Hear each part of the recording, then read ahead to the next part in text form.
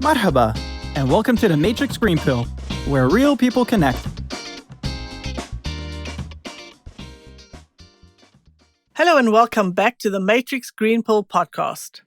My name is Hilmarie Hutchison, and I am so excited to introduce part 2 of my conversation with coach and trainer Wendy Shaw. If you have not heard part 1 yet, please go and listen to that first. If you have heard part 1, dive right in and enjoy part 2 of this excellent conversation.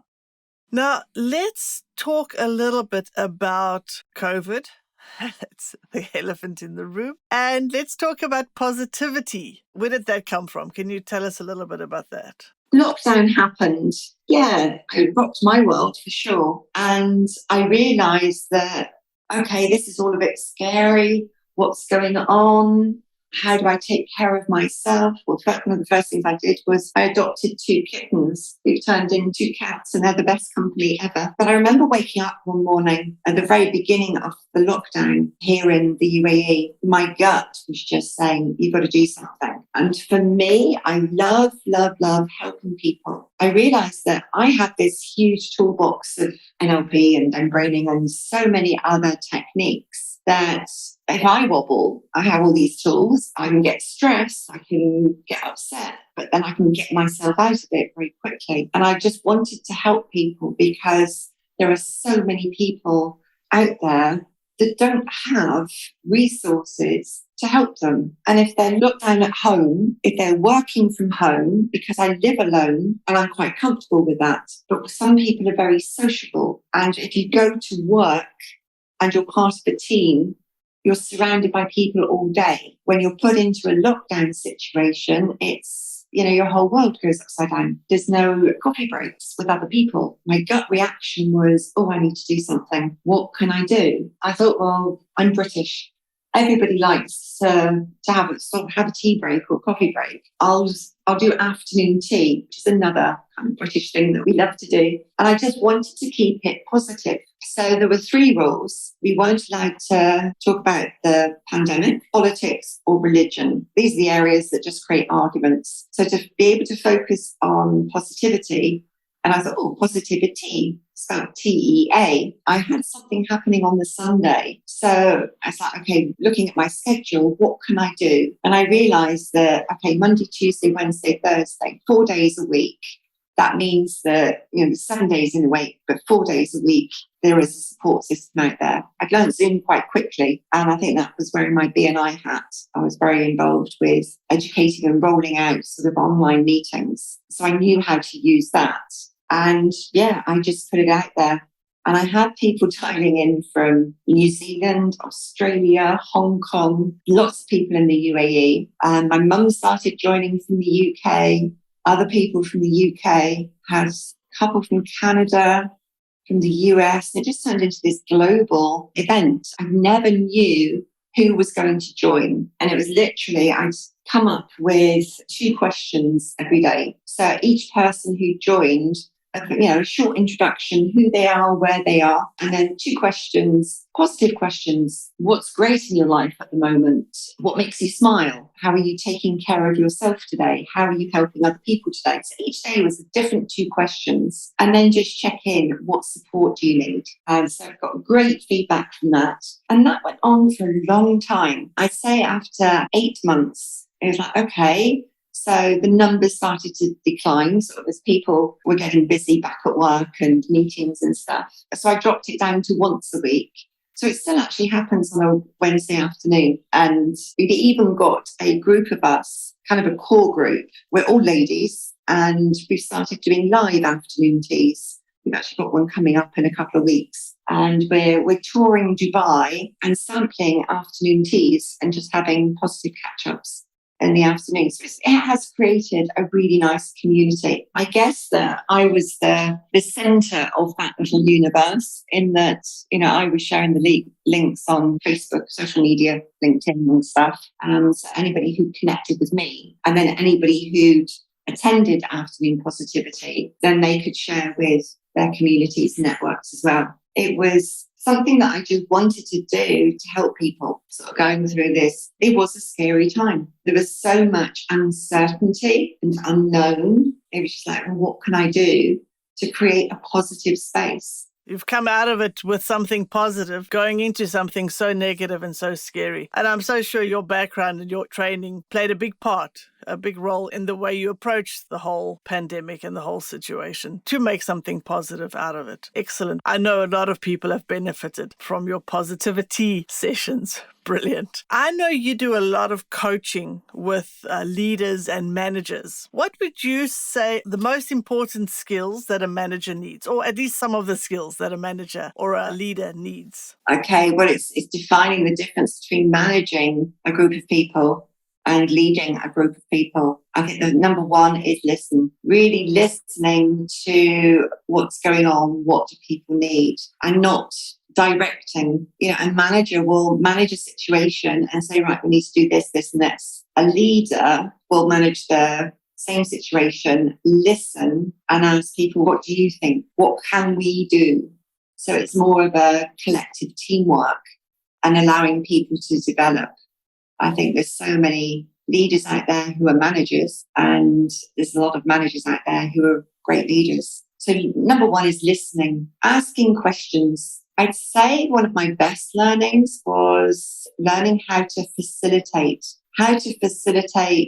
a group of people. And that's not about feeding them information. That's wearing my trainer hat. It's more about facilitating them to explore the situation, to explore different ideas, suggestions, to think things through, and to make decisions and come to outcomes collectively as a group of people. And I say, as a leader, that's one of the toughest things to do because, by the role of the title, if you like, as leader, people want to jump in and lead, but then that can slip into being too authoritative or too many directions. I always like to go back to that, that definition that who defines a leader, and it's the followers. So when you ask somebody, who's been one of your best leaders? So for me, one of them is my grandmother, the positive one. I remember lots of years ago, my grandmother said to me, it was actually I've been offered a job in London working for a hotel group. And that was the job I had before coming to Dubai. And my background was hospitality. And then I got into training in hospitality, and especially in catering. And this job was as a training manager for 6 hotels, training on front desk systems, which was so far out of my comfort zone. And I was like, oh, no, I can't do that. And my grandmother said, darling, you can do anything you want to do as long as you're prepared to work hard enough for it. And I think that was such a great leading skill, just putting that, challenging my belief, if you like, and just allowing me to make decisions and me to be successful. Yeah, that's one of the questions we ask on Afternoon Positivity. Who's been your greatest leader? What's one thing that they've said to you that's had a massive impact on your life? So that's what great leadership is. And I say just being curious, not being right. Because as I mentioned earlier, we're all different. What's right for me might not be right for you. So what's your right? And helping people sort of explore that. So, it's a lot of the coaching skills for sure. It's having that compassion for people, but also about helping those people develop and grow. I also think it's mindset. You mentioned your grandmother and her positive outlook, the one grandmother. How important do you think a positive mindset is? Oh, absolutely. One of the things that I'm thinking about more and more at the moment is how we are defined by our environment. So whether that's the environment that we grow up in, whether that's our family, it's our school, it goes back to different models of the world. So if you're surrounded by positive people, then, well, surprise, surprise, you're going to become more positive. You become most like the 5 people you spend most time with. So if you're surrounded by negative people, then you pick up on that and that becomes part of your normal. As we're growing up, we go through different stages. Who are our role models? When it comes to relationships, it's our parents. Now, with the divorce rate so high, it's very challenging to have a great role model when it comes to relationships. So how do you break that pattern? So yeah, the environment, being surrounded by people that you actually connect with and you have similar values. creating those spaces where we actually enjoy what we're doing and it's a positive environment, all of those things. So the mindset is, I'd say it's fundamental. Why has mental health become such a huge issue and concern? It's because so many people are struggling. How are they not taking care of themselves and mental health? What can they do? People with a more positive outlook and mindset have less problems when it comes to mental health. So, things are linked. That's a huge one. So to make that practical, what tips would you give to a manager or a leader to create a positive and supportive environment in their workplace? Use positive language. Focus on, I think, appreciation. When people feel appreciated, makes them feel good. And if you feel good, you're going to do better. You're going to be a nicer person. If you're feeling hammered by my boss doesn't appreciate me, they just complain at me all the time, or they don't recognize me, am I doing a good job? I don't know, because I don't get the feedback. So creating a positive feed forward model. This is what's going great. This is what we could do to make it even better. And having that open communication is a huge contributor, I would say. But it's also, you want to surround yourself with people that bring more positivity. I've done a lot of work and stuff around personality profiling as well. There are some roles where different meta programs are, deeper fit filters. You want some people to be looking for problems and challenges, because we can't all be living in cloud cuckoo land. These are hopes and dreams if we haven't got our eyes open on what can go wrong as well. But it's getting a blend of those people together to create a positive team environment. So it's even a space. Walking into some organisations, it's really doom and gloom. The Matrix office, you've got colour, you've got pictures, it's a great vibe. So even sort of the energy that you create where people work. If you want more positive people, you've got to be more positive. Law of attraction again, you get what you focus on. I think that's excellent advice. Very, very good tips there. Let's make it a little bit more personal. Bring it down to you a little bit. Can you share a story about the funniest mistake that you've made when you were first starting out and what you learned or your takeaways from that? You don't know that I started my career as a chef, and I loved doing cakes and wedding cakes and all sorts of different things. So going way, way, way back, I was actually the last trainee cook in the National Health Service in the UK. I did all of my chef training day release. So it was one day a week at college rather than every day. So it took me longer, but I was working in a hospital environment and learning so much more on the job. So then I moved on and I was working in it was actually a residential home for adults with learning difficulties. I loved that role, and I was working weekends, and I'd been there, I was there 8 years in total. Really enjoyed it. A birthday party. I'm working the weekend. And it was like, okay, right, I'm going to a 21st birthday party. Let's make a cake. So I made a cake, and I taught some of my residents who worked in the kitchen with me how to make marzipan roses. And we made 21 to decorate them on the top. And then I wrote happy birthday. Fabulous. It's all done. 10 minutes before I was due to leave work, I'll go and pop it in the car while it's quiet. So I got to the car and my car door was locked. So I put the cake on the bonnet of my car, turned to unlock my car, and then thud, it had fallen or slid off the bonnet, flipped upside down, so completely squashing all of the icing and all of the marzipan roses as well. And it's one of those moments where you can either burst into tears, you can get angry and frustrated, or you can laugh. So I just laughed. Those times where things happen in slow motion and you're just like, oh, I flip. I took it back in and I grabbed a couple of the care managers and quickly taught them how to make marzipan roses. So they were busy doing that, knocked up a bit more icing. I scraped off what was there, turned it upside down and iced what was the bottom to create a clean top. Happy birthday. And then put all of these roses on. I love that. Yeah.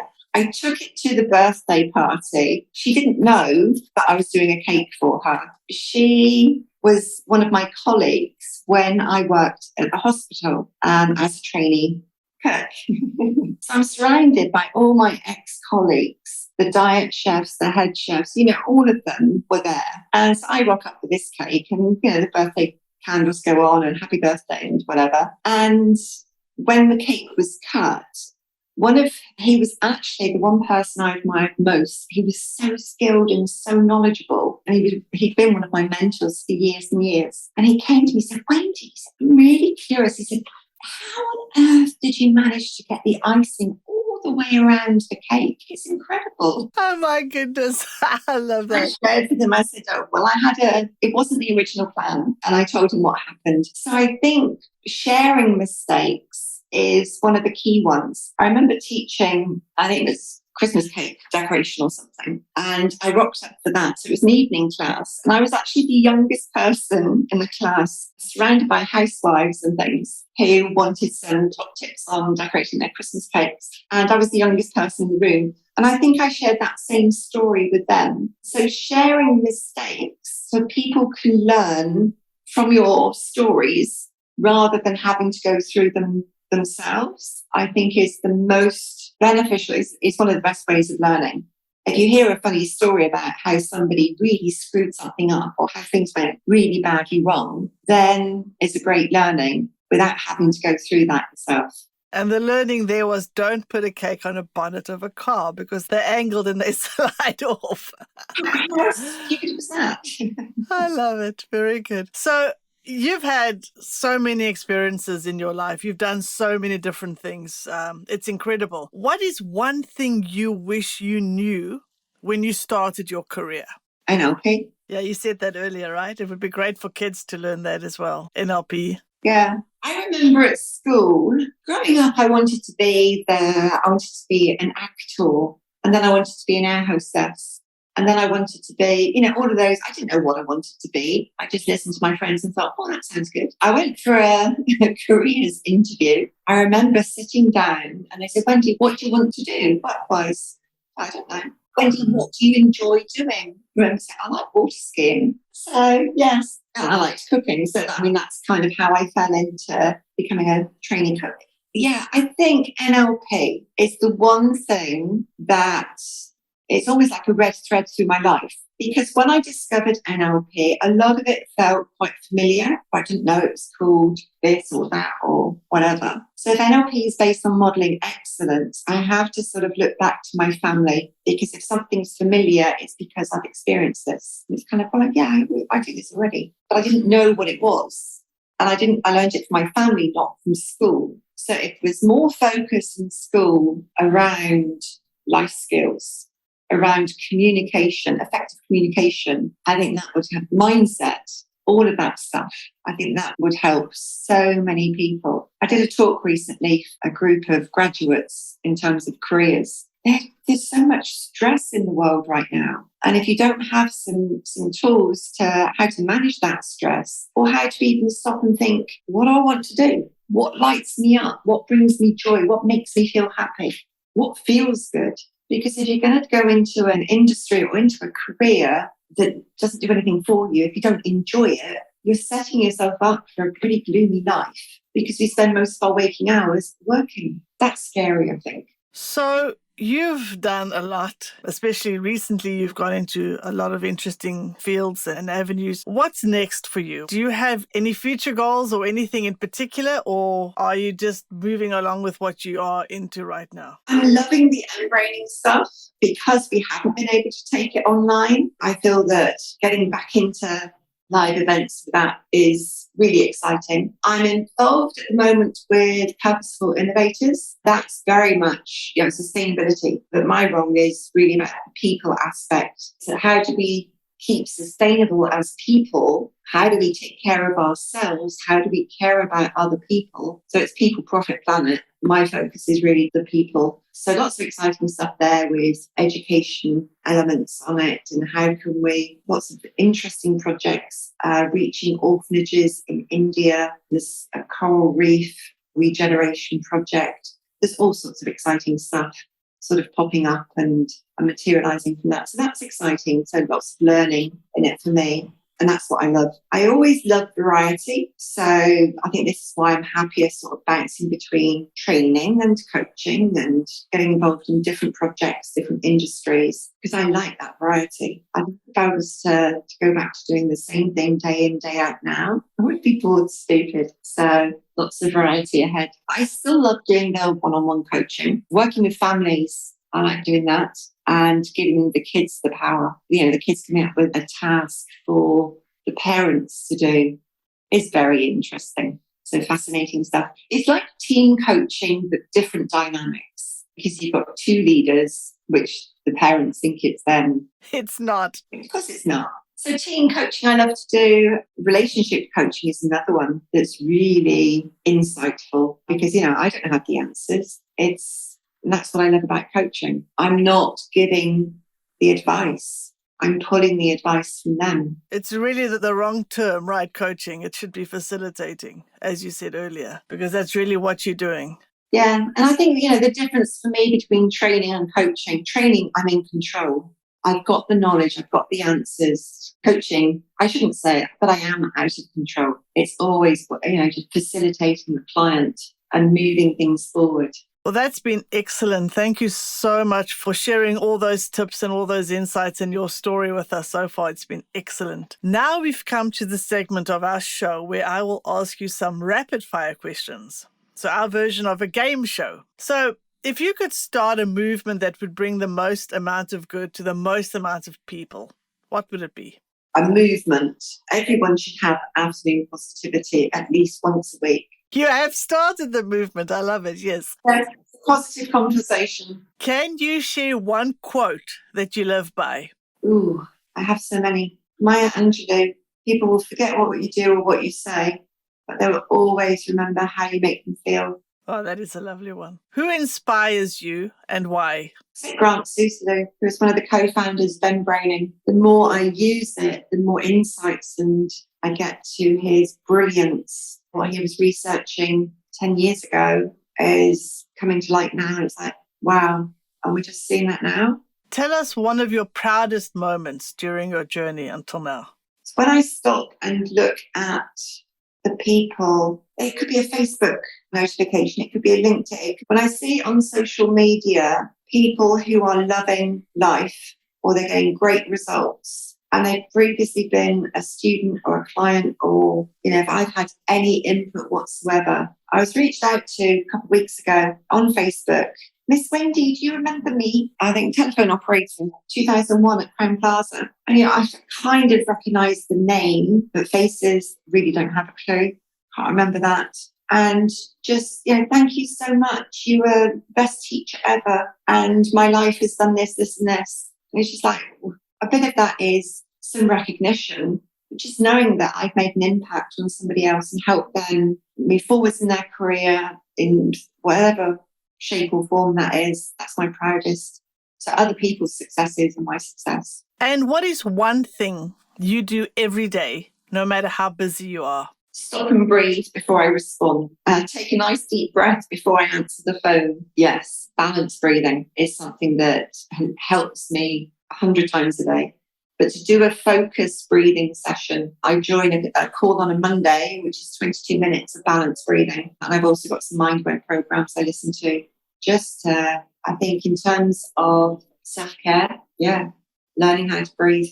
Before we wrap up, we would like to do our green pill moment. So for this segment, I will ask you a question, your green pill moment. So if you could take the green pill and go back in time and change one thing about your journey, what would it be? I have zero regrets. I mean, I've made some crap decisions in my life, but it's the learnings that I've got from those decisions that help me become who I am today. So I regret nothing. Okay, how about this? I'm going to ask a different question so that we've got some learning out of this. So your green pill question is, what green pill advice would you give to your younger self?